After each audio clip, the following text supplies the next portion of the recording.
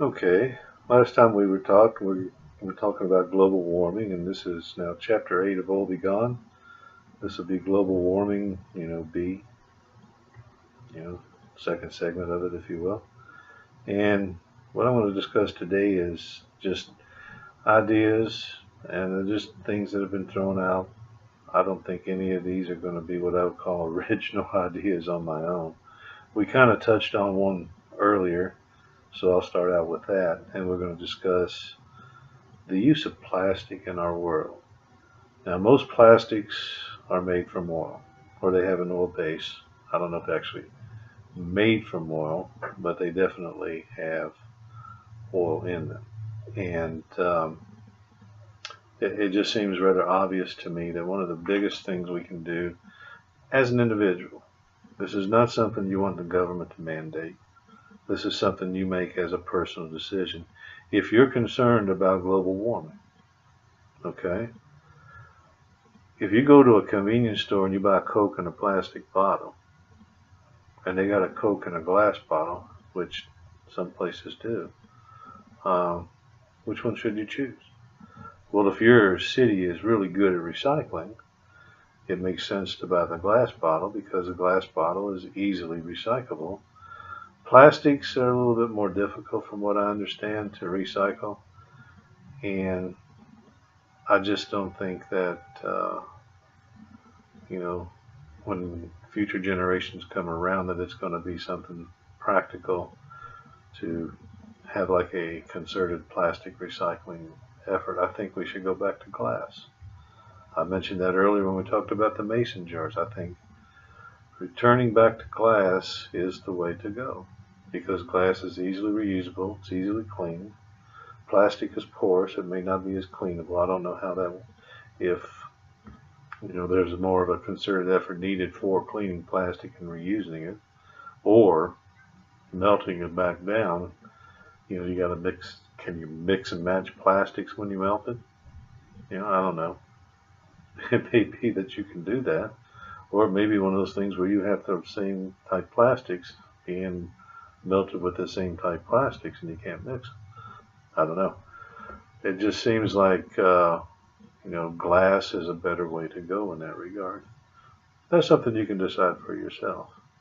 But if you're given the choice and you do have a recycling effort in your community, it might be better to buy things made of glass. But that's a personal choice for you to make. Matter of fact, that's something else that you can do further research. I'm not going to do that. I'm just trying to bring the suggestion out that that might be something you want to do. Let's talk about another thing we can do as individuals. Um, right now, you go Thanksgiving, they got Black Friday, and then on Monday they got what they call, what is it, Online Monday, or I forget how they describe it. Anyway, it's supposed to be the day to make web purchases online. Okay.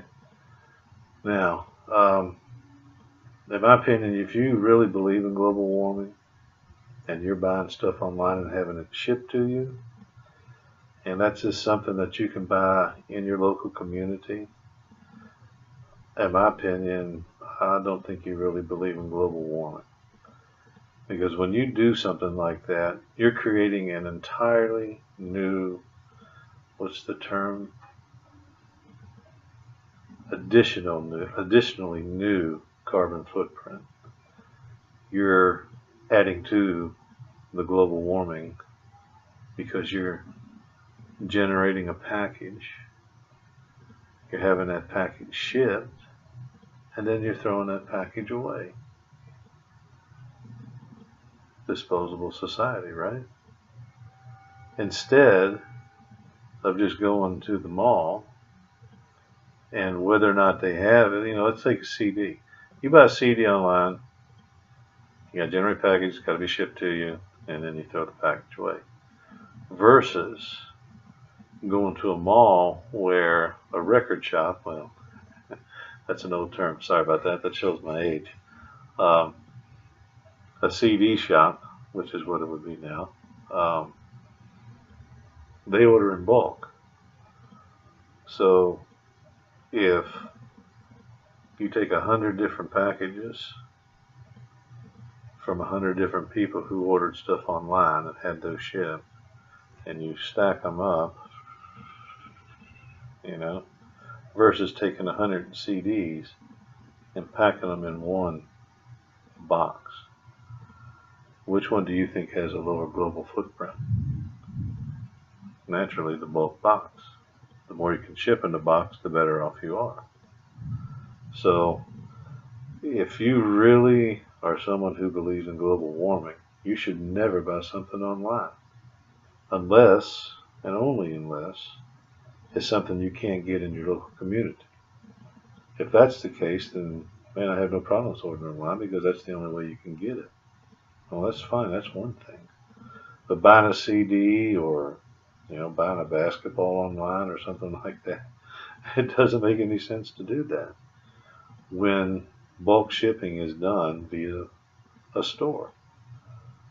So, you can take that one and put it for thought. See, it's up to you. Once again, it's a personal decision. It's not something anybody can do for you. It's just what you need to do on your own if you're a true believer in global warming. Now, another thing you can do, and this has been bandied about before too, I'm not the professor of this. Let's say you do decide that you're going to discontinue purchasing stuff online and you want to start getting things locally. And let's say you got to go to several stores to do that. Well, the thing to do is map that around your other activities. Let's say you're planning on going out Sunday night and there's a record store across the street or down the block from it.